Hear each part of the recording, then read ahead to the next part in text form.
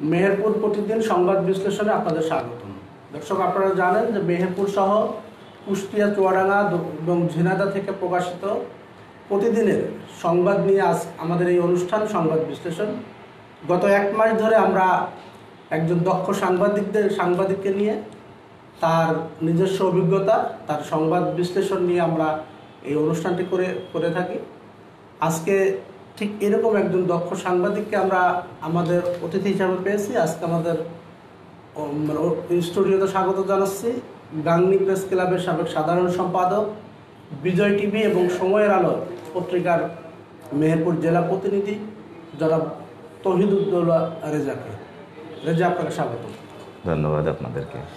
হ্যাঁ রেজা, আমি মেহেরপুর প্রতিদিন এই যে সংবাদ বিশ্লেষণ, এই প্রোগ্রামটি আপনারা হয়তো দেখে থাকবেন যে গত এক মাস ধরে আমরা এই প্রোগ্রামটা করে আসছি। আজকে আপনাকে দিয়ে 27তম পর্বে আপনাকে পেয়ে আমরা আসলেই আনন্দিত এবং উদ্বেলিত। সেই সাথে একটা বিষয় আপনাকে দিয়ে শুরু করতে চাই, সেটা হলো যে মেহেরপুর প্রতিদিন এই যে সংবাদ বিশ্লেষণ অনুষ্ঠানটি, এটা বিভিন্ন সময় জাতীয় পর্যায়ে অনেক পত্রিকাগুলো করে থাকে, অনেকটি টেলিভিশন চ্যানেলগুলো করে থাকে। সেই আলোকে মেহেরপুর এবং এই দক্ষিণ পশ্চিমাঞ্চলের এই প্রথম কোনো পত্রিকা হাউস বা কোনো মিডিয়া হাউস এই অনুষ্ঠানটা করছে। মেহেরপুর প্রতিদিনের এই অনুষ্ঠানটি, সংবাদ বিশ্লেষণ অনুষ্ঠানটি, সংবাদকর্মী হিসেবে আপনার কেমন লাগে, এই কথা দিয়ে আমরা আজকের অনুষ্ঠানটা শুরু করব। হ্যাঁ, ধন্যবাদ মেহেরপুর প্রতিদিনের এই সংবাদ বিশ্লেষণ অনুষ্ঠানে আমন্ত্রণ জানানোর জন্য। মূলত বিষয় হলো যে আমার খুবই ভালো লাগে যে যেটা এর আগে ন্যাশনাল পর্যায়ে হতো, তাছাড়া সারা বাংলাদেশে হয়তো আর কোনো বিভাগীয় বা কোনো জেলাতেই এ ধরনের সংবাদ বিশ্লেষণধর্মী কোনো অনুষ্ঠান হয় না।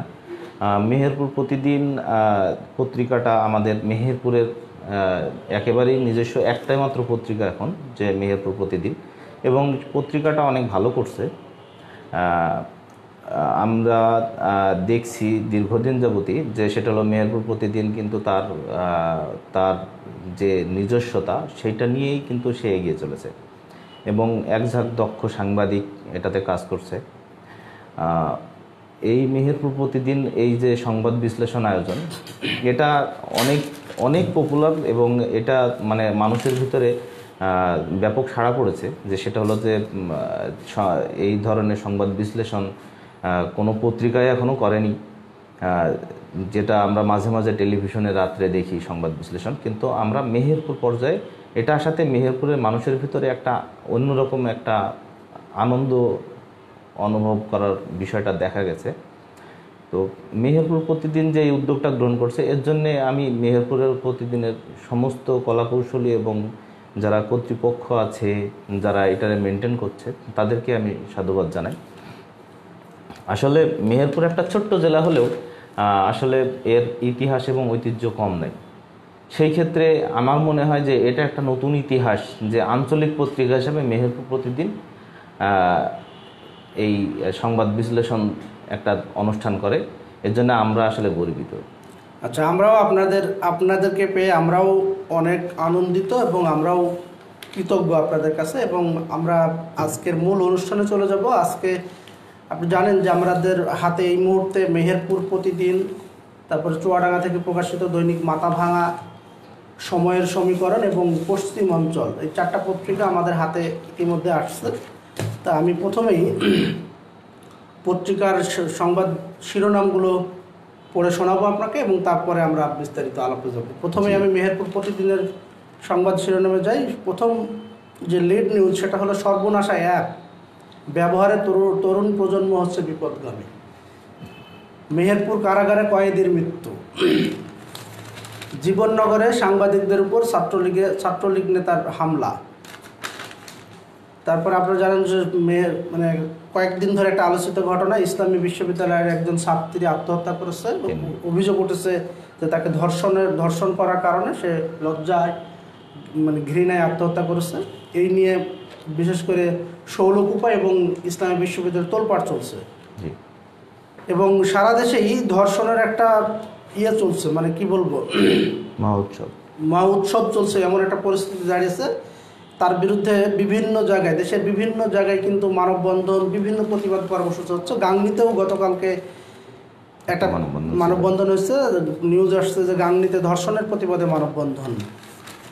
তারপরে আপনার আছে ঢাকার পথে মিন্নির বাবা, অর্থাৎ নিশ্চয় বুঝতে পারছেন যে মিন্নির যে মৃত্যুদণ্ড হয়েছে সেই মৃত্যুদণ্ডের আপিলের জন্য তার বাবা ঢাকার পথে ছুটছে, যাতে উচ্চ আদালতে তার মেয়ের জন্য উনি তার মেয়ের জামিন চেয়ে আবেদন করতে পারেন সেই লক্ষ্যে।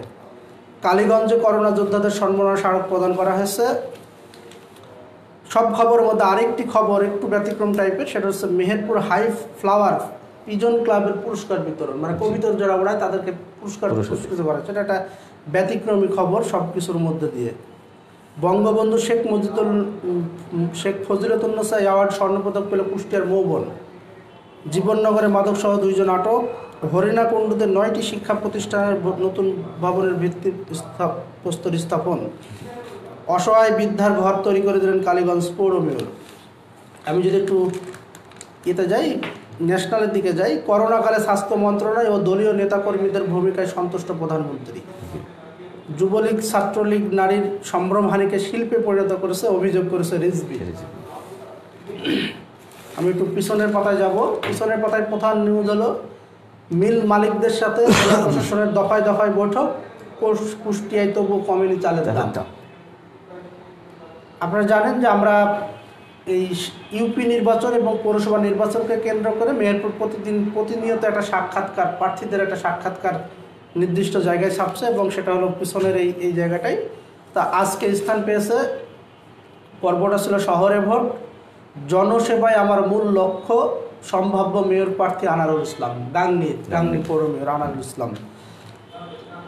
এর মধ্যে কিছু জাতীয় নিউজ আছে। বিএনপির ভবিষ্যৎ নিয়ে অনেকেই সন্দিহান, বলেছেন জিএম কাদের। বঙ্গবন্ধু হত্যাকাণ্ড নিয়ে সিনেমার নাম 570 কেন, এটা নিয়ে কথা উঠেছে। বগুড়া ইউনো গাড়িতে হামলা ভাঙচুর, নিম্নচাপের জের, সোমবার পর্যন্ত বৃষ্টি হবে কিছু জেলায়। তারপরে আরও কিছু নিউজ আছে। দুষ্টের দমন ও শিষ্টের পালন ডিএমপির লক্ষ্য, কমিশনার। মেহেরপুরে ফেনসিল সহ মাদক ব্যবসায়ী আটক। মেহেরপুরে অসামাজিক কার্যকলাপের অভিযোগে 3 জন আটক। এই ছিল মেহেরপুর প্রতিদিনের সংবাদগুলো। আমি এবার মানে একে একে দৈনিক মাথা ভাঙায় যাব। মাথা ভাঙার প্রধান নিউজ, লিড নিউজ হচ্ছে উচ্চ মাধ্যমিকের পাঠ্য বই নিয়ে নানা কারসাজি। প্রতি বছরই এই ধরনের বই ছাপার সময় এই ধরনের অভিযোগগুলো আসে। প্রধানমন্ত্রী বলেছেন মানুষের পাশে আছি, মানুষের পাশেই থাকবো। তিন্নির শেষ কথা, আমার তো সব শেষ, বেঁচে থেকে কী লাভ। অর্থাৎ ওই আমরা ইসলামী বিষয়ে সেই তিন্নির কথা বলছিলাম। কার্পাসডাঙ্গায় সাপে কেটে যুবকের মৃত্যু, ওঝার ঝাড়ফুঁক। হত্যা মামলার আসামি চুয়াডাঙ্গার ইসলাম পাড়ার লিয়াকতের মেহেরপুর জেলা কারাগারে মৃত্যু, যেটা আমরা মেহেরপুরে দেখছিলাম। চুয়াডাঙ্গা গড়াটুকু ইউপি নির্বাচনের চেয়ারম্যান মেম্বার প্রার্থীরা প্রচারণায় সরব। স্বাস্থ্যমন্ত্রীর পদত্যাগ সহ 9 দফা দাবিতে চুয়াডাঙ্গার যুবমন্ত্রীর মানববন্ধন। মেহেরপুরে ফেন্সিল সহ ব্যবসায়ী আটক। জীবননগরে মাদক সম্রাট মশিউর সঙ্গী সহ আটক। দামোহরে সারা বছর চাষের আওতায় আনা হচ্ছে 200 বিঘা কৃষি জমি। আচ্ছা, পিছনের পাতায় দেখি আমরা নবজাতকের দায়িত্ব নিলেন ঝিনাইদহের ডিসি। এই নিউজটা আমরা একটু পরে আসবো। চুয়াডাঙ্গা পৌর নির্বাচনকে সামনে রেখে দুদূর গণসংযোগ অব্যাহত। চুয়াডাঙ্গা ইসলামপাড়া ড্রেন কাজের নির্মাণ কাজের উদ্বোধন। করোনা প্রতিরোধে মেহেরপুর পুলিশের প্রচারণা, মাস্ক বিতরণ। মেহেরপুরে অনৈতিক কর্মকাণ্ডের অভিযোগে 2 নারী সহ 3 জন আটক। এই ছিল মোটামুটি মাথা ভাঙার সংবাদ। আমি এরপরে যাব সময়ের সমীকরণের লিড নিউজ হচ্ছে জটিল পরিস্থিতির মুখোমুখি বিশ্ব। মাদ্রিদের 30 লাখ লোক এবং লেবাননের 111 শহর ফের লকডাউনে।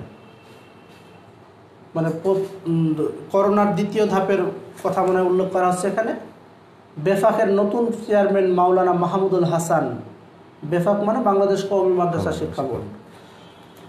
চুয়াডাঙ্গা গড়াটুকু ইউপি নির্বাচন, 6 প্রার্থীর মনোনয়ন প্রত্যাহার। আজ প্রতীক বরাদ্দের পর শুরু হবে প্রচারণা। সম্ভবত এটা উপনির্বাচন। আজ খুলে দেওয়া হচ্ছে মক্কা মদিনা, অনেকদিন পর আজ মক্কা মদিনা খুলে দেওয়া হচ্ছে। গ্লোবের করোনা ভ্যাকসিন কত দূর। ছাত্রলীগ সভাপতির কোপে সাংবাদিক জখম, যেটা আমরা মেহেরপুর প্রতিদিনে দেখছিলাম। জীবন নগরে তিন্নির মৃত্যুর ঘটনায় 4 জন গ্রেপ্তার। প্রত্যেকটা পত্রিকায় কিন্তু এই নিউজটা ফলো করে আসছে। মেহেরপুরের কারাগারে আসামির মৃত্যু। তারপরে আপনারা পাশে থাকলে আমি সাহস পাবো, এটা বলছেন চুয়াডাঙ্গার পৌর মেয়র। প্রায় 1.5 লাখ শিশু ভিটামিন এ ক্যাপসুল। আপনারা জানেন যে সারা বাংলাদেশে আজকে জাতীয় ভিটামিন এ ক্যাপসুল শুরু হচ্ছে বা মেহেরপুরও শুরু হচ্ছে। অস্ত্র প্রদর্শন করে 6 কর্মীকে মারধরের অভিযোগ। মুজিবনগরে গাঁজাসহ মাদক ব্যবসায়ী আটক। পিছনের পাতা একটু দেখি। মোটামুটিভাবে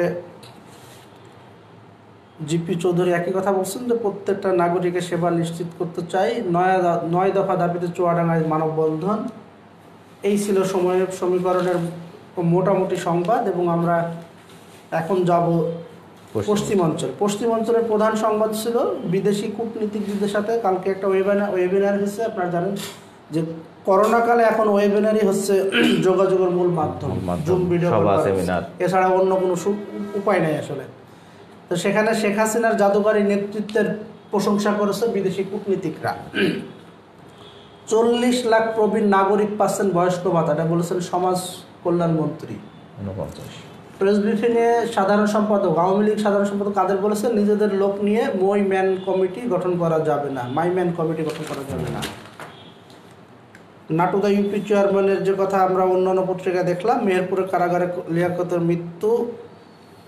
এছাড়া আলিয়ারপুরে খাস জমি ড্রেন ভরাট করে বিক্রির পায়তারা। কোটচাঁদপুরে তুচ্ছ ঘটনায় কেন্দ্র করে সংঘর্ষে আহত 7। নৌকা প্রতীকের পক্ষে মাঠে উপজেলা চেয়ারম্যান সহ 4 জন। এই ছিল মোটামুটি। কালীগঞ্জে অদক্ষ শিশু চালকদের হাতে ইজি বাইক। এটা মানে সব নিউজের মধ্যে একটা আলোচিত নিউজ। এছাড়া আছে ঘুষ না দেওয়ায় প্রধানমন্ত্রী দেয়া বাড়ি ইউপি সদস্যের দখলে। এখন বাংলাদেশের বিভিন্ন প্রান্তে সব মানে আলোচিত হচ্ছে, সমালোচিত হচ্ছে এই প্রকল্পটা নিয়ে। বিশেষ করে জনপ্রতিনিধিদের কাছ থেকে তারা সাধারণ মানুষ এখানে কি হচ্ছে, ক্ষতিগ্রস্ত হচ্ছে বা হয়রানির শিকার হচ্ছে। মেহেরপুরে ফেন্সিলের সব বিক্রির সময় আটক 1। 3 নিহতার বিচার দাবি ইবি শিক্ষার্থীদের। 3 বিষয়টা মোটামুটি আলোচনায় আসছে সব কিছুতেই।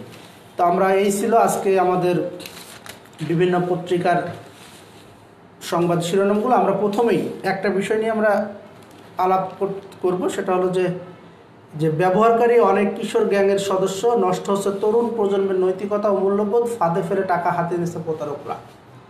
সর্বনাশা অ্যাপ ব্যবহারে তরুণ প্রজন্ম হচ্ছে বিপদগামী।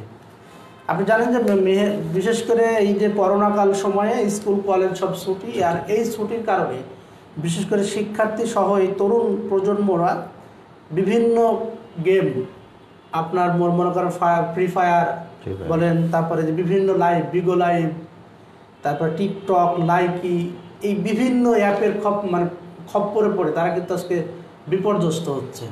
তো এই বিষয়ে যদি আপনি কিছু বলেন।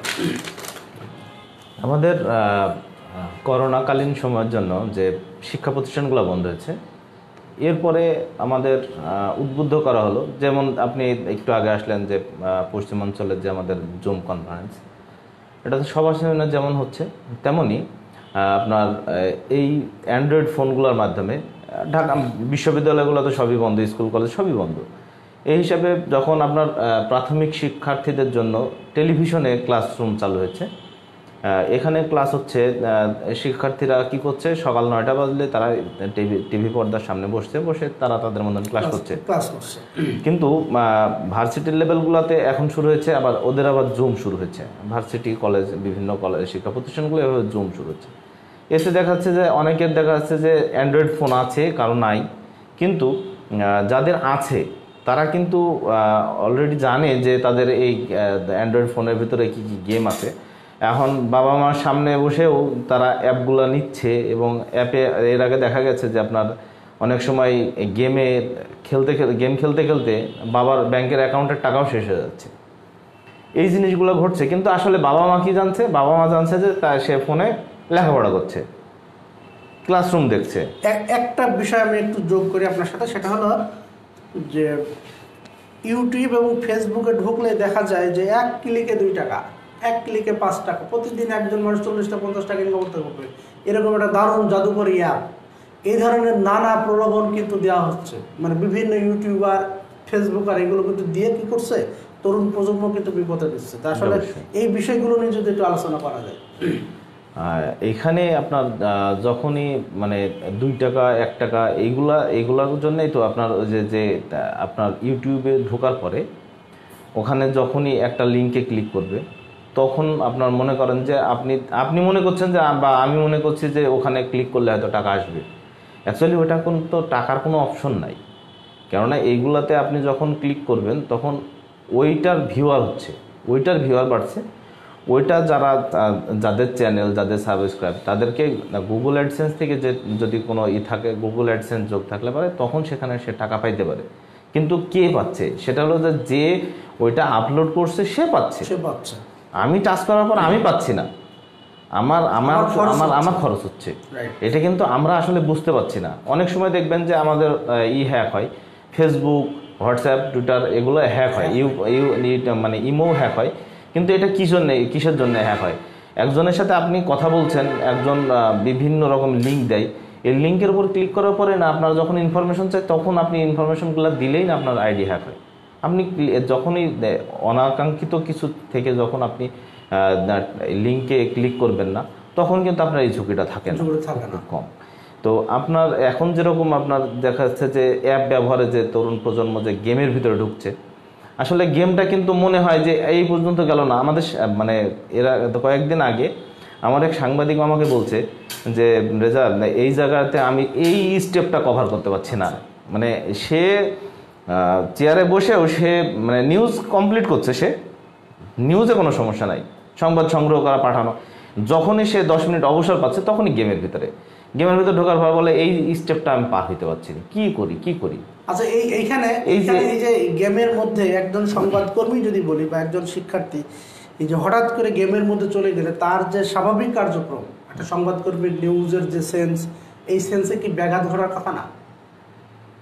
ব্যাঘাত ঘটতে পারে, কিছু কিছু মানুষ আবার জাতে মাতাল তালে ঠিক, তো সেই হিসাবে অনেক সময় এটাতে তারা পড়ে থাকে তাও কিন্তু না, কিন্তু শিক্ষার্থীদের ক্ষেত্রে এইটা ঘটে, খুব ক্ষতিকর একটা। কেননা আমরা কি করি, আমাদের রিক্রিয়েশনের জন্য কিন্তু আমরা রিফ্রেশমেন্টের জন্য এক সময় দেখা যাচ্ছে বিকেলবেলায় ঘুরতে বেরোয় মোটরসাইকেল নিয়ে, স্বাভাবিক ভালো লাগছে না, চলো একটু ঘুরে আসি, এই জন্য হয়তো অনেক সময় গেমের ভিতরে ঢোকে। কিন্তু বিষয় হলো ওই গেমের ভিতরে শিক্ষার্থীরা যখন থাকবে তখন কিন্তু আপনার ওই রাত 12টা 1টা 2টা 3টা দেখা নেই, ও কিন্তু গেমের ভিতরে থাকবে। পাবজি যে গেমটা, পাবজি গেম থেকে কিন্তু অনেক টাকা কিন্তু হারাইছে যে বিভিন্ন মানে কিশোর, যেটা হলো পাবজির কারণে অনেক সময় সে ছিনতাই করতে বাধ্য হয়েছে বা টাকা সংগ্রহ করতে হবে। এই যে গেমগুলো, এইগুলা হলো তাদের জন্য খুবই ক্ষতিকর। এর থেকে বেরোনোর উপায় কি আপনার কাছে? এর থেকে বেরোনোর উপায় হলো মানে পারিবারিক সচেতনতা এবং তার উপরে মানে ভালোবাসার নজরদারি, এক কথায়। কেননা আপনি আপনার সন্তানকে, আমি আমার সন্তানকে আমি জোর করে ওখান থেকে ফিরে নিতে পারবো না, তাতে তার মানসিক একটা চাপ পড়বে। সে দেখা যাচ্ছে ওইখানে থাকলো না, কিন্তু সে আর এক জায়গায় বেরোয় গেল, আর একটা দুর্ঘটনা ঘটাতে পারে। কিন্তু ওইখানে যদি তাকে বোঝানো যায় যে তুমি এটা করো না, বা তাকে ক্ষতিকর দিকগুলো বোঝাইতে হবে। অ্যান্ড্রয়েড ফোনের যেরকম উপকারী দিক আছে তেমন ক্ষতিকর দিকও আছে, শুধুই ক্ষতিকর তাও না, শুধুই উপকার তাও না, যেভাবে ব্যবহার করে আর কি। তো আমরা আরেকটি সংবাদে যাব। আমরা সংবাদটা যেতে চাই যে বিভিন্ন সবগুলো পত্রিকাতেই মোটামুটি এটা নিয়ে আলোচিত হয়েছে, সেটা হলো ইসলামী বিশ্ববিদ্যালয়ের শিক্ষার্থী তিন্নি হত্যা। মানে অভিযোগ করা হচ্ছে তাকে কয়েকজন মিলে সংঘবদ্ধ একটি চক্র ধর্ষণ করার পর সে লজ্জায় ঘৃণায় আত্মহত্যা করেছে। এটা নিয়ে মোটামুটি ইবি শিক্ষার্থীরা, তার সহকর্মীরা, মানে সহপাঠীরা, পাশাপাশি গ্রামবাসী, মানে 4-7 মানে একদম টোটাল উপজেলা এবং ইবি ক্যাম্পাস টোটাল উত্তাল, এবং সেখানে মানববন্ধন সহ বিভিন্ন রকম কর্মসূচি, প্রতিবাদ কর্মসূচি কিন্তু চলছে। এখন 4 জন আটকও হয়েছে, পুলিশ গতকাল 4 জনকে আটক করছে। আটকের সবার বাড়ি কিন্তু আবার শেখপাড়ায়, ইসলামী বিশ্ববিদ্যালয়ের পাশেই যে গ্রাম শেখপাড়ায়। তো এই সংবাদটি আজকে প্রত্যেকটা পত্রিকাতেই ফলাও করে ছাপা হয়েছে। তো আসলে এই যে একটা শিক্ষার্থী যে একটা বিশ্ববিদ্যালয় থেকে অনার্স মাস্টার্স কমপ্লিট করার পর এই যে আত্মহত্যা করলো, এই আত্মহত্যা পথটা আসলেই মানে সে কি মনে হয় আপনার কাছে, আসলে কেন সে আত্মহত্যা করলো, বা এর পিছনে যুক্তি কি থাকতে পারে, বা যে অভিযোগ করা হচ্ছে পরিবার থেকে তার ধর্ষণ করা হয়েছিল, এবং 4 জনকে গ্রেপ্তার করা হয়েছে, আসলে আপনি কোন দৃষ্টিকোণ থেকে দেখেন? সে কিন্তু সরাসরি কিন্তু সে ধর্ষণের অভিযোগ তুলছে না। সে কিন্তু বলছে আমার বেঁচে থেকে লাভ কি, আমার যখন সব শেষ। তার মানে কি, আমরা নারীত্বের হিসাব নিকাশ করলে পারে যেটা আসে যে হ্যাঁ, সে মানে প্রতারিত হয়ে হোক, যেভাবে হোক না কেন, সে প্রতারণার শিকার হয়েছে এবং জৈবিকভাবে হয়রানির কারণেই তার কাছে এটাই মনে হয়েছে যে আমার জীবন তো শেষ, বেঁচে থেকে লাভ কী। এজন্য সে আত্মহত্যা করুক বা তাকে হত্যা করা হোক বা আত্মহত্যায় প্ররোচিত করা হোক, যে কোনো একটা ঘটনা ঘটছে। এই ক্ষেত্রে আলটিমেটলি কি হয়েছে এখন, মানে ধর্ষণপূর্বক হত্যা, এগুলো কিন্তু আমরা বলতে পারি না এখন। যখন আমাদের প্রত্যক্ষদর্শী যখন আমাদেরকে কেউ বলে বা ধারণার উপরে কিন্তু আমরা সব কিছু করতে পারি না। যদিও বাংলাদেশে এখনও ধর্ষণের যে শাস্তিগুলো আছে, সেই শাস্তিগুলো আসলে কার্যকর খুব কম হয়। এটা মানে যতই দ্রুত বিচার ট্রাইব্যুনাল হোক বা নারী শিশু নির্যাতনের যে দ্রুত বিচার আইন, এই ক্ষেত্রে কিন্তু আসলে ব্যাহত হচ্ছে। তো মানে আমরা দেখা যাচ্ছে যে ধর্ষণ এখন আপনি দেখবেন যে আমরা যখন ইভটিজিং নিয়েছিলাম, ইভটিজিংয়ের সময় কিন্তু প্রতিনিয়ত শুনছি যে ইভটিজারের হাতে স্কুল ছাত্রীর বাবা খুন বা লাঞ্ছিত, এই ধরনের কিন্তু অহরহ ঘটতো প্রতিদিন 4-5টা। এখন মনে হচ্ছে যেন, সেই সময় ছিল যেন মনে হচ্ছে যে ইভটিজিংয়ের বিরুদ্ধে অবস্থান করলেই যেন মারামারি হাতাহাতি হচ্ছে। এরকমই এখন মনে হচ্ছে যে এই কিছুদিন হলো যেটা যে ধর্ষণের শিকার হচ্ছে। আচ্ছা, ধর্ষণের শিকার হচ্ছে, আবার দেখা যাচ্ছে যে অনেক সময় সামাজিক, আসলে এটা বলতে গেলে অনেক সময় অনেক বাধা বিপত্তি আসে এবং তর্ক বিতর্ক থাকে। একটা বিষয় নিয়ে আমি আপনার সাথে একটু অ্যাড করি, সেটা হলো যখন ইভটিজিং খুব ভয়াবহ আকার দাঁড়াইছিল, তখন ইভটিজিংয়ের এই মামলায় সরাসরি মোবাইল কোর্ট পরিচালিত হতো। জি। এবং দেখা গেছে বেশ কিছু নিরীহ মানুষও কিন্তু এই মোবাইল কোর্টে, মানে এই মোবাইল কোর্টে সাজা পেয়েছে, এমন ঘটনা ঘটছে যে আমার উপর আপনার সাথে রাগারাগি আছে, আপনি আমাকে দিলেন ফাঁসায় বা আমি আপনাকে দিলাম ফাঁসায়, এরকম ঘটনাও কিন্তু ইভটিজিং এর সময় ঘটেছে। কারণ ইভটিজিং এ তো জাস্ট একটা সাক্ষী লাগে, সে বললো আমাকে ইভটিজিং করলো, আর দু একজন বললো হ্যাঁ আমরা দেখেছি। আসলে এই সাক্ষীর উপরে কিন্তু মোবাইল কোর্ট তাকে জরিমানা করছে। এরকম আমার জানা মতে যে এরপরে একজন সাংবাদিক কিন্তু এই শিকার হয়েছে কয়েক বছর আগে, যেটা একেবারে অবিশ্বাস্য ছিল। তো এরকম কিন্তু ধর্ষণের ক্ষেত্রে তো আপনার ওই জায়গায় আসছে না। ধর্ষণের ক্ষেত্রে বা ধর্ষণের চেষ্টা, এটা কিন্তু আলামত থাকতে হবে, রাইট। কেননা শুধু আমি বললাম আমার ধর্ষণ করছে, এটা হবে না। এর জন্যে আবার অনেক সময় দেখা যাচ্ছে যে এখন কিন্তু মানে রিসেন্টলি যেগুলো ঘটছে, এই যে কয়েকদিন আগে মানে 6ষ্ঠ শ্রেণী 7ম শ্রেণীর 2টা স্কুল ছাত্রী ধর্ষিত হলো। আচ্ছা, এটা একরকম হলো, তবে এখন যেটা দেখা যাচ্ছে যে অনেক সময় বয়স্ক একটা মানুষ, যে বা বয়স্ক বলতে না, একজন মহিলা, তার 30-35 বছর বয়স, সে কি করছে, একজনের নামে ধর্ষণের অভিযোগ করছে কি মানে রিসেন্ট একটা ঘটনা বলি, যে কয়েকদিন আগে আপনারা দেখছেন যে সব পত্রিকাগুলোতে বলা হয়েছিল যে জালসুকা থেকে একটা 3জন ধর্ষণের আসামি ধরা হয়েছে। আসলে মেয়ের বাবার বাড়ি হচ্ছে রিতনপুর চিতলা, ছেলের বাড়ি নানবার, দুটাই কিন্তু আলমডাঙ্গা থানার ভিতরে। মেয়ের শ্বশুর বাড়ি হচ্ছে জালসুগায়।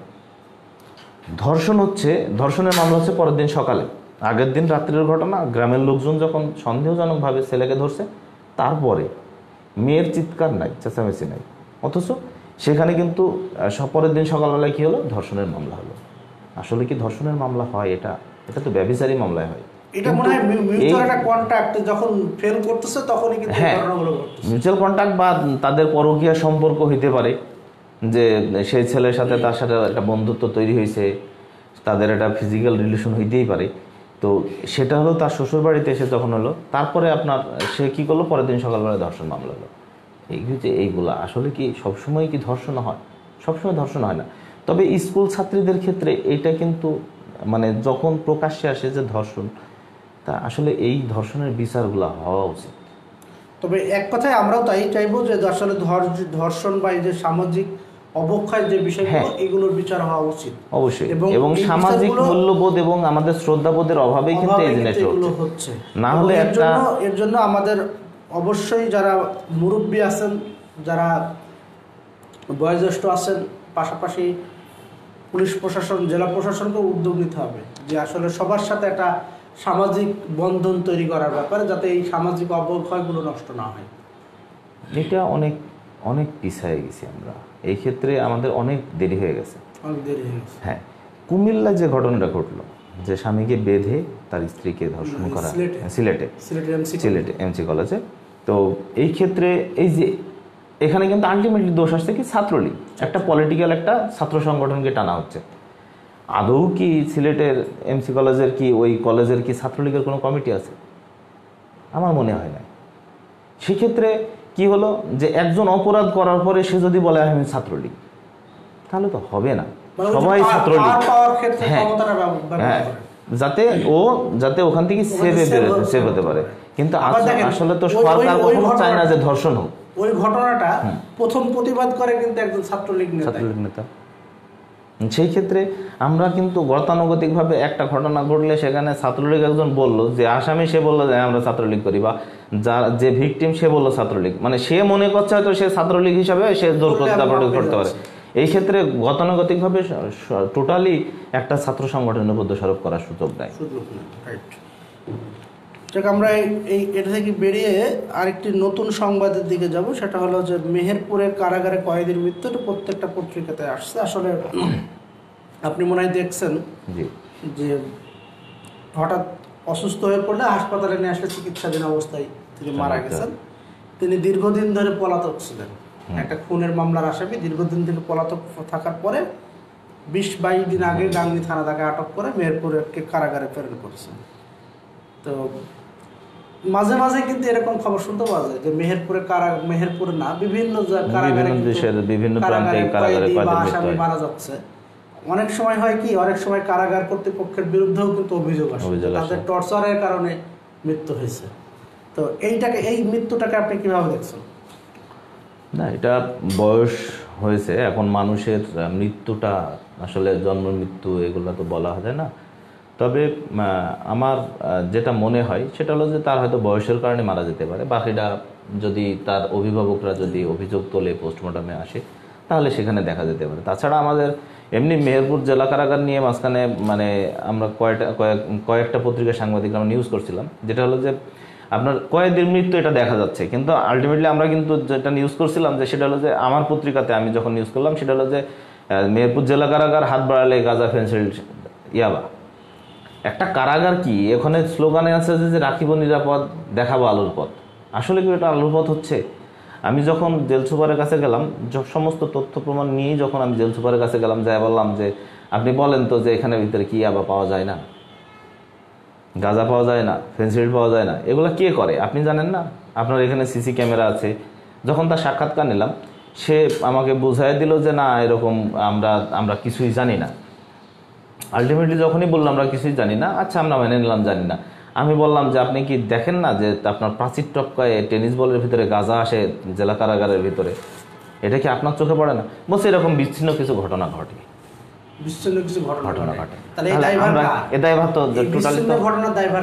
অবশ্যই জেল সুপারের হতে হবে, তাই না? যেখানে আমি একজন সাংবাদিক যেতে গেলেও আমার মোবাইল রাখা লাগে, রেখে যেতে হয়, তাহলে একজন আসামি কিভাবে এটা নিয়ে যায়? আসামি ওর ভিতরে ব্যবসা করে আলটিমেটলি। এই দায়টা কার? আপনি জানেন যে আমি তো কালের কণ্ঠের জেলা প্রতিনিধি, আমি কালের কণ্ঠের জেলা সাবেক জেল সুপারকে নিয়ে ধারাবাহিক প্রতিবেদন করছিলাম। তিনি অলরেডি শোকজ হয়েছেন, পানিশমেন্ট পেয়েছেন এবং একটা মামলার আসামি হয়েছেন। তো এই জেলখানা নিয়ে তো আসলে কি বলবো, জেলখানা নিয়ে তো অনেক কথা আছে, অনেক কাহিনী আছে, যেগুলো বলতে গেলে আসলে বলা শেষ হবে না। তবে এই মৃত্যুটা আমার কাছে মনে হয়েছে যে স্বাভাবিক একটা মৃত্যু, হয়তো হার্ট অ্যাটাক করছেন বা হয়তো, কেন এখন তো 30 বছর 40 বছরের মানুষ হার্ট অ্যাটাক করে। তো এই মৃত্যুটা নিয়ে কেউ কোনো প্রশ্ন তোলে না। তারপরে ময়নাতদন্ত হবে, সরকারিভাবে যেটা করা হয় সেটা হবে। আমি একটু ভিন্ন ধর্মী একটা সংবাদে যাব। সেটা হলো যে মেহেরপুর হাই ফ্লাওয়ার পিজন ক্লাবের পুরস্কার বিতরণ। তারা গতকাল একটা অনুষ্ঠান করেছে। অনুষ্ঠানে যারা ঘুড়ি মানে কবিতর উড়াতে পারে তাদেরকে পুরস্কৃত করা হয়েছে। আমি সংবাদের ভিতরে যে দেখছি যে প্রায় 10 ঘন্টা কবিতর উড়িয়ে সে ফার্স্ট পুরস্কার পেয়েছে, আর 6 ঘন্টা উড়িয়ে পেয়েছে সেকেন্ড পুরস্কার। এই যে মানে একটা বিষয়, মানে সব কিছুর মধ্যে থেকে একটা পজিটিভ একটা সংবাদ, তাই না? আমাদের অবশ্যই এটাকে মানে আমার মনে হয় আলোকিত করবে, তারপরে আমাদের আন্দোলিত করবে। তো এই বিষয়টা নিয়ে আপনি একটু বলেন। বিষয় হলো যে মানে আপনার কালকে যখন মেহেরপুর হাই ফ্লাওয়ার যে পিজন ক্লাবের যে পুরস্কার বিতরণ, আসলে মানে কবুতর একটা শখের প্রাণী, শখের মানে সুখের পায়রা বলা হয় না, মানে কবুতরকে সুখের প্রতীক হিসাবেই করা হয়। তো সেই হিসাবে কবুতর কিন্তু আবার যদি পোষ মানানো যায়, কিছু কবুতর আছে যেগুলা আপনার এই পায়রাটা যদি ওড়ানো যায়, ওড়ানোর সাথে সাথে ওই যে আমরা ছোটবেলায় দেখতাম যে আমরা তালি দিতাম, উপরে কবুতর কিন্তু ডিগবাজি দিত, দিতে দিতে উঠতো, আবার নিচে নামতো। ওকে কিন্তু উপরে রাখা মানে অনেক কষ্টসাধ্য বিষয়, এবং তাকে অনেক না শেখানো পর্যন্ত সে কিন্তু উড়ে থাকে নাই। তো যারা এই জিনিসগুলো করে আসলে এরা শখের বশে এবং নেশায় পড়ে করে, এটা কিন্তু একটা নেশা। তো এই ক্ষেত্রে আমার মনে হয় যে অনেক ধৈর্যের পরীক্ষা দিয়ে তারা এই মানে করা হয়, কবুতরগুলা আকাশে উড়িয়ে রাখে। 10 ঘন্টা উড়িয়ে রাখা মানে 10 ঘন্টা না, আমরা আধা ঘন্টা, মানুষ আধা ঘন্টা এক জায়গায় দাঁড়িয়ে থাকতে পারি না, সেখানে একটা পাখি তাকে উড়িয়ে রাখা হয়। এজন্য আসলে আমাদের সারা দেশেই হয়তো এরকম প্রতিযোগিতাগুলো করলে পারে মানুষের ভিতরে আবার সেই মানে সুখের পায়রা প্রেমটা জেগে উঠবে। তবে এখন অনেক ধরনের পায়রা পাওয়া যায় যেগুলা মানে ঘরের সৌন্দর্য বৃদ্ধি করে বা বাড়িতে থাকলে একটা আলাদা ভালো লাগে। তো যাই হোক, তবে আমাদের এই প্রিজন পায়রা উড়ানো এইখানে কিন্তু আবার মেহেরপুরে কিন্তু আবার চুয়াডাঙ্গা, মেহেরপুর, ঝিনাইদহ, কুষ্টিয়ার লোকজনও আসে, তাই নাকি? হ্যাঁ। আচ্ছা, তাহলে আপনি এই সম্পর্কে জানেন কম বেশি। তো যাই হোক, আমরা শেষ করব, মানে মেহেরপুর প্রতিদিন শেষ করব একটা সংবাদ দিয়ে। সেটা হলো আমরা দেখছি যে নির্বাচন সামনে এগিয়ে আসছে, প্রার্থীদের দৌড়ঝাঁপ শুরু হয়েছে। বিশেষ করে আপনি গাংনীর মানুষ, গাংনী পৌরসভা নির্বাচনে ইতিমধ্যে শুরু হয়ে গেছে। তো সেই হিসাবে সম্ভাব্য মেয়র পদে আনারুল ইসলাম আমাদেরকে একটা সাক্ষাৎকার দিয়েছেন, এবং উনি ওনার কথা বলেছেন যে জনসেবাই আমার মূল লক্ষ্য। আসলে নেতা হলে হবে না, জননেতা হতে হবে, জনপ্রতিনিধি হতে হবে। জনপ্রতিনিধি না হলে নাকি জনসেবা করা যায় না। উনি এইভাবেই, সেই কারণেই সেই লক্ষ্যে নিয়ে উনি এতে নির্বাচনে আসছেন। তা আসলে এই নির্বাচন এবং এই যে মেয়র প্রার্থী আনারুল, মানে এই গাংনীর মানুষ হিসাবে আপনি এটাকে কীভাবে মূল্যায়ন করছেন? না, এখন একটা নির্বাচন ডিসেম্বরে আপনার মেয়াদ পূর্ণ হবে 5 বছর। তো সেই হিসাবে আপনার একটা মানুষ নির্বাচন করবে, নেতা হবে, এটা একটা মানুষের স্বপ্ন। নেতা হলে পারে সে একটা জনপ্রতিনিধি হবে, এটা একটা স্বপ্ন। তবে একটা জিনিস যে সেটা হলো যে নেতা না হলে, জনপ্রতিনিধি না হলে যে জনসেবা করা যায় না, সেটা কিন্তু ভুল কথা। যেহেতু জনপ্রতিনিধি না হয়েও কিন্তু আনারুল ইসলাম বাবু, গাংনী পৌর আওয়ামী লীগের সাধারণ সম্পাদক, সে কিন্তু জনসেবা করে, সে করে, জনপ্রতিনিধি না হয়েও। আমাদের বর্তমান মেয়র আশরাফুল ইসলাম, তিনিও কিন্তু জনপ্রতিনিধি হওয়ার আগেও জনসেবা করছে। আবার হ্যাঁ, ব্যক্তি মূল্যবোধের জায়গা থেকে আপনার জনসেবাটা হয়ে আসে।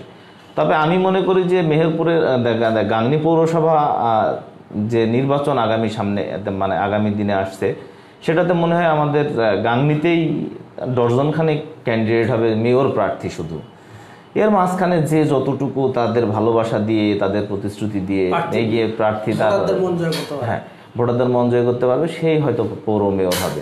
এখানে আমার মনে হয় না যে যদি নির্বাচন হয় তাহলে প্রতীক কোনো বিষয় না এখানে। আসলে মানে গতবার যখন আপনার আশরাফুল ইসলাম যা একটা প্রতীক ছিল, এবং আহমদ আলী ছিল হচ্ছে নৌকা নিয়ে, এবং ইনসু ছিল ধানের শীষ। তো সেই হিসাবে আপনার ওখানে কিন্তু নৌকা তখনও সরকারি দলের প্রতীক, এখনও সরকারি দলের প্রতীক। তো সেই হিসাবে এখন মানুষ যে যতটুকু মানুষের মন জয় করতে পারবে সেইখানেই আসবে। এখানে নৌকা বা ধানের শীষ বা জাগ বা কলস বা টিউবওয়েল বা ফুটবল, এইটা কিন্তু কোনো বিষয় না। আমার মনে হয় যে জনসেবা করার মন মানসিকতা নিয়ে মানুষের কাছে যেতে পারলেই হয়তো সেই হয়তো আগামী দিনের পৌরপিতা হবে। যাই হোক, আমরা এগিয়ে চলেছি, আমাদেরও অনুষ্ঠান প্রায় শেষের পথে, মানে শেষের দিকে এগিয়ে যাচ্ছি। আমি মাথা ভাঙার লিড নিউজ যেটা, সেটা হলো উচ্চ মাধ্যমিকের পাঠ্য বই নিয়ে নানা কারসাজি। আপনারা জানেন যে এই যে শিক্ষা ডিপার্টমেন্ট নিয়ে প্রতিনিয়ত কিন্তু মানে অনিয়ম দুর্নীতির কথা কিন্তু পত্রিকাতে আসে, কোনোদিন বাদ ওখান থেকে তো শিক্ষা নিতে হবে, ওখান থেকে শিক্ষা নিতে, আসলে ওখান থেকে শিক্ষা নিয়ে কি দুর্নীতি বাড়ছে কিনা, তো যাই হোক আমরা ওই বিষয়ে যাব না। যে এই যে প্রতি বছর দেখা যায় যে উচ্চ মাধ্যমিকের পাঠ্য বই বা মাধ্যমিকের পাঠ্য বই, প্রাথমিকের পাঠ্য বই যখনই এই শুরু হয় এদের পাঠ্য বই তৈরি করার কাজ, তখনই কিন্তু কারসাজি শুরু হয়, তাই না? আসলে এর মধ্যে তো একটা সিন্ডিকেট কাজ করে। অবশ্যই। স্বাস্থ্য খাতে যখন করোনার মহামারীতে যখন N95 মাস্ক নিয়ে যখন সিন্ডিকেট কাজ করে, তাহলে তো পাঠ্য বই এটা তো বাচ্চারা পড়বে, এটা তো স্বাভাবিক হতেই পারে। এখানে তো জীবন মরণের কোনো বিষয় নাই। এটা তো লেখাপড়া ভুল শিখলো না সঠিক শিখলো সেটার হিসাব। এখন আমাদের শিক্ষার্থীদের আমাদের সন্তানদের আমরা স্কুলে পাঠাই কিসের জন্য? আমরা শিক্ষা নেওয়ার জন্য। আমরা যখন স্কুলে গেছি, আমরা স্কুল শেষ করছি অনেক আগে, তখন কিন্তু আমাদের শিক্ষকদের হাতে বেদ থাকতো। আমাদের অভিভাবকরা আমি যখন আরপাড়া হাই স্কুলে পড়তাম, আমি আমার কথা বলি, আরপাড়া হাই স্কুলে পড়তাম, মানে ছোটোবেলায় দুষ্টামি সবাই করে, আমিও করি নাই তা না। আমি কিন্তু ওই ছোটোবেলা থেকে খুব ভালো ছেলে, এখনও খুব ভালো ছেলে, এরকমও কিন্তু আমি বলি না কখনো।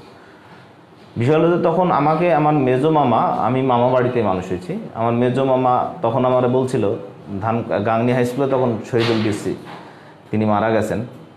খুবই ভালো একজন শিক্ষক ছিল এবং শাসনও করতো, ভালোবাসতো। তো আমাদের আবার দুঃসম্পর্কে মামা হয়।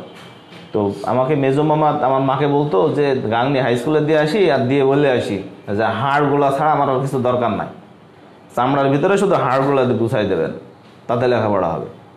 আবার এরকমও দেখছি যে সেটা হলো যে একজন শিক্ষার্থীকে একটা শিক্ষক পড়াশোনার জন্য মারছে, তার বাবা দেখা গেছে কান্দাল হাতে করে ছুটে গেছে, যেগুলো দিয়ে ধান গোছায়। তো এই ক্ষেত্রে আমার মনে হয় যে এখন আমরা যেসব শিক্ষার্থীদের স্কুলে পাঠাই, স্কুলে বেদ নাই কেন? বেদ থাকবে কেন? কথা হলো যে বেদ দিয়ে শাসন করে পড়াশোনা করাতে হবে না।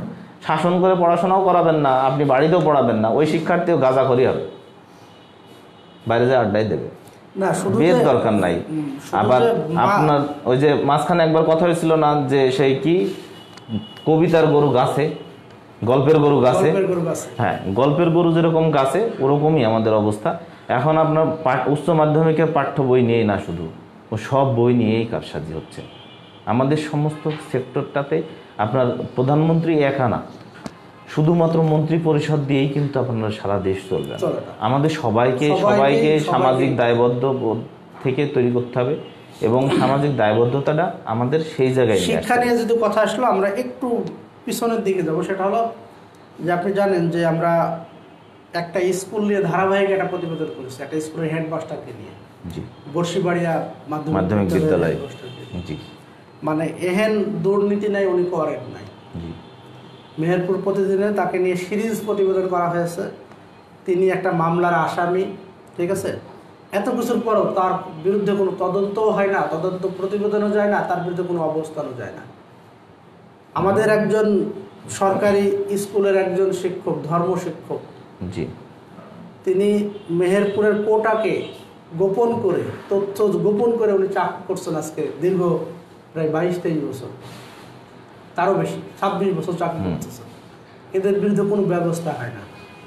তাহলে এই যে শিক্ষা ক্ষেত্রে যদি এরকম অনিয়ম দুর্নীতি থেকেই যায়, তাহলে আমাদের শিক্ষার্থীরা আসলে কি শিখবে? শিক্ষার্থীদের শেখানোর জন্য তো শিক্ষকরা এখন নাই। এখন সেই শিক্ষকরা নাই যারা শিক্ষার্থীদের শিখাবে। এখন আপনার দায়বদ্ধতার জায়গা থেকে আপনি আপনার সন্তানকে মানুষ করবেন, আপনার সন্তানকে আপনি স্কুলে দেবেন, স্কুলে যাবে ফর্মালিটি, জাস্ট স্কুলে যাবে, স্কুল থেকে বেরোয় আসবে, আপনাকে বাড়িতে পড়াইতে হবে, অথবা ওই স্কুলেরই কোনো শিক্ষকের কাছে প্রাইভেট দিতে হবে। আপনি দেখছেন যে এইতে আপনার কিছু অনেক প্রতিটা বিদ্যালয়ে কি হয়, বাধ্যতামূলক ক্লাস, অতিরিক্ত ক্লাস, যেটা বলে কি সরকার ঘোষিত, সরকারিভাবে স্বীকৃত। তাহলে আপনি যখন বাধ্যতামূলক ক্লাস করাবেন, আবার তাকে স্কুলেরও বেতন নিচ্ছেন, ওই স্কুলেই কিন্তু আবার পড়াইতে হচ্ছে। এখন এখন জাস্ট ফর্মালিটি স্কুলে যাওয়ার জন্য, তাছাড়া অন্য কিছু নাই যে আমি অমুক স্কুল থেকে পরীক্ষা দিছি। এই রেজিস্ট্রেশনটা স্কুলের নামে তো করাইতে হবে, না হলে তো বোর্ড নিবে না। আপনাকে সন্তানকে পড়াইতে হলে আপনাকে বাড়িতেই পড়াইতে হবে, বাইরে যাওয়ার কোনো সুযোগ নাই। আর ওই শিক্ষা প্রতিষ্ঠানগুলো এই জন্যই খোলা আছে যে ওই স্কুলের প্রশংসাপত্রের টাকা, মাসিক বেতনের টাকাটা মানে 120 টাকা থেকে 150 টাকা করে দেব, এই জায়গাগুলো থেকে সভাপতিদের একটা খাওয়ার সুযোগ আছে। কিছুদিন আগে আমি একটা যখন পত্রিকায় নিউজ করলাম যে আমার পত্রিকাতে, যে প্রতিটা স্কুলেই নেওয়া হচ্ছে অতিরিক্ত ফি, প্রশংসাপত্র।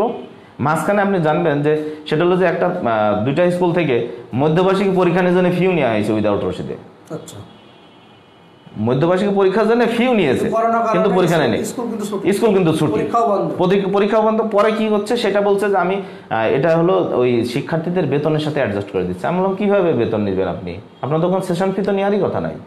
মন্ত্রী, প্রধানমন্ত্রী, শিক্ষামন্ত্রী কেউই তো বলে নাই যে আপনাকে এখন ওটা নিতে হবে, ওটা সিদ্ধান্ত হবে পরে। আপনি কিভাবে নিলেন? আপনি একটা এমপিভুক্ত স্কুলের প্রধান শিক্ষক হিসাবে, তখন সে আর কিছু বলেন। মানে এই যে একটা জিনিস, যে আমি একটা সভাপতিকে ফোন দিয়েছিলাম, কিন্তু আমাদের যারা শিক্ষা কর্মকর্তা আছেন যারা তাদের স্কুলগুলোকে তদারকি করেন, হ্যাঁ, তারাও হয়তো কোনো না কোনো জায়গায় আটকানো আছে, তারাও কোনো না কোনো জায়গায় আটকানো আছে, তারাও তাদের বিরুদ্ধে কোনো ব্যবস্থা নেয় না। না, তারা তাদের বিরুদ্ধে ব্যবস্থা নিতে পারছে না বা কোনো না কোনো কারণে হয়তো আটকে আছে। আমি একটা প্রভাবশালী স্কুলের মানে প্রভাবশালী সভাপতিকে ফোন দিয়েছিলাম, সে আমাকে বলছে না এরকম তো 500 টাকা তো প্রশংসাপত্রের ফি নিচ্ছে না, এর নাম মাত্র 100-200 টাকা নিচ্ছে, এটা আমি জানি। এটা কোনো কথা হলো নাকি? প্রশংসাপত্রে তো টাকাই নেওয়ার কথা না। প্রশংসাপত্র স্কুলের লেখাপড়া করছে 5 বছর, সেখান থেকে তো তাকে এমনি দেবে, যে তার নৈতিক চরিত্রের জায়গা থেকেই তার তো সে তো 5 টাকার কাগজে প্রিন্ট করে তো সে প্রশংসাপত্র দিয়ে দিতে পারে, সেখানে তো 500 টাকা নেওয়ার কোনো সুযোগ নেই, 100 টাকা। আমরা সম্প্রতি একটা স্কুল অ্যান্ড কলেজের প্রশংসাপত্রটা ইউজ করেছিলাম, সেখানে 500 টাকা জাদুখালি। জি, তো উনি বলেছিলেন যে প্রশংসাপত্রের জন্য না, স্কুলের উন্নয়নের জন্য নিচ্ছে, রসিদ ছাড়া যেভাবেই নি টাকা তো নিচ্ছে আমরা। জি অবশ্যই। তো এটা নিয়ে কিন্তু আমরা কি করছি, আমাদের এই মানে একটা স্রোতের বিপরীতে কিন্তু আমরা অবস্থান করছি, তাই না? অর্থাৎ আমরা আমাদের শিক্ষার্থীকে ওই দুর্নীতির জায়গাটা, অনিয়মের জায়গাটা কিন্তু দেখা শুরু থেকে শিখাই দিচ্ছি, কারণ ওই শিক্ষার্থীটা যেখানে যাবে সেখানে জানবে যে টাকা ছাড়া কিছু হয় না। তাহলে এইটা একটা ব্যাড ইম্প্যাক্ট পড়বে আমাদের সমাজে, পড়ছে কিন্তু তাই একজন ফেসবুকে স্ট্যাটাস দিচ্ছে, যে শিক্ষা প্রতিষ্ঠান আমাকে শিক্ষার প্রশংসা দেওয়ার ক্ষেত্রে টাকা নিয়েছে, আমি সেই মানুষটা কিভাবে ভালো থাকবো, সুযোগ নাই। এরকম কথাও কিন্তু সেই ফেসবুকে স্ট্যাটাস দিয়েছে। তো যাই হোক, আমরা একটু আলাদা অন্য একটা নিউজে যাব, সেটা পশ্চিমাঞ্চলে একটা নিউজ করেছে। আমরা সব মোটামুটি অনেকগুলো নিউজই আলোচনা করে ফেলেছি। পশ্চিমাঞ্চলে একটা নিউজ করেছে, কালীগঞ্জে অদক্ষ ও শিশু চালকদের হাতে ইজি বাইক। শুধু কালীগঞ্জেই না, এটা মেহেরপুর, সারা বাংলাদেশেই যেখানে যেখানে এই ধরনের অবৈধ যানগুলো চলে, এই ইজি বাইক বলেন বা এই যে পরিবহন, অটো ভ্যান যেগুলো চলে, সব ক্ষেত্রেই কিন্তু অদক্ষ, এবং আসলে দক্ষতা কিভাবে, তাদের তো ড্রাইভিং লাইসেন্স নাই, আর ম্যাক্সিমাম ক্ষেত্রে শিশু আছে। দেখা গেছে যে একটা পরিবারে শিশুটাই হচ্ছে অভিভাবক, তাহলে সে পরিবারের শিশুটা করবে এটা কি আসলে? এই শিশুকে পুনর্বাসন করারও তো অপশন খুব কম। তো এই পুনর্বাসন হচ্ছে না, তো কারণ হলো আপনার এই যে ইজি বাইকগুলো, সেদিনকে আমি যখন কাজীপুরের এলাকায় গেলাম, যখন দেখলাম যে আপনার বালিয়াঘাটের ভিতরে এক জায়গায় ভাঙা, ওইখান দিয়ে একটা ছেলে উঠছে। আমি তখন এক সহকর্মীকে বললাম, ভাই একটু ভিডিও করেন তো, ওর বক্তব্য। ও বলে আমার বয়স 12, মানে পাতলা একটা ছেলে, বয়স 12। সে তখন ইজি ভ্যান নিয়ে, সে মানে এটা ইজি অটো বাইক না, কিন্তু ইজি ভ্যান, পাখি ভ্যান বলে যেটারে। এবং অধিকাংশ দুর্ঘটনা কিন্তু ঘটছে কিন্তু পাখি ভ্যান আর আলম সাধুতেই।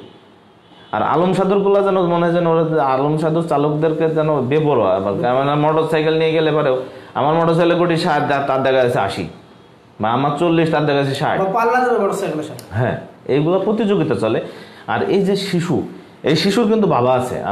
আমি যে শিশুর কথা বলছি, এর বাবা আছে, কিন্তু সে কি করছে বলে, বাবা বাড়িতে, তো আমি একটা যাত্রী রাখতে গেছিলাম। মানে এদের ভিতরেও টাকার যে নেশা, এটা ধরাই দেওয়া হচ্ছে। যেমন আপনি একজন যাত্রী যখন রাখতে গেল, ওখান থেকে যদি 10 টাকা পাই, সেটা তো তার ইনকাম, সে তো তখনই সেই জায়গায় চলে যাচ্ছে। আর পুনর্বাসন করার কথা বলছেন, পুনর্বাসন তো এই না, কাগজ কলমে। কাগজ কলম। কারণ হলো মেহেরপুর জেলা না সারা বাংলাদেশে কিন্তু ভিক্ষুক মুক্ত, কিন্তু ফকিরের অভাব নেই। ফকিরের অভাব নেই।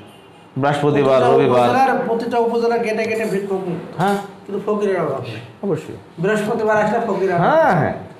তো যাই হোক, আমরা সুন্দর আলোচনা করছিলাম। দর্শক আপনারা শুনছিলেন আমাদের সাংবাদিক তৌহিদুদ্দৌলা রেজার বিশ্লেষণ, অত্যন্ত প্রাণবন্ত বিশ্লেষণ। তো এই বিশ্লেষণ যদি সব সংবাদ নিয়ে করতে যায় অনেক সময় লাগবে, তো আসলে সেই দিকে আর যাব না, আমাদের সময় প্রায় শেষের পথে। আমি আজকের এই বিশ্লেষণ আপনারা যারা দেখছিলেন তাদেরকে ধন্যবাদ জানাচ্ছি, তাদেরকে কৃতজ্ঞতা জানাচ্ছি যে আপনাদের সুন্দর সময় নষ্ট করে আমাদের এই বিশ্লেষণ দেখছিলেন।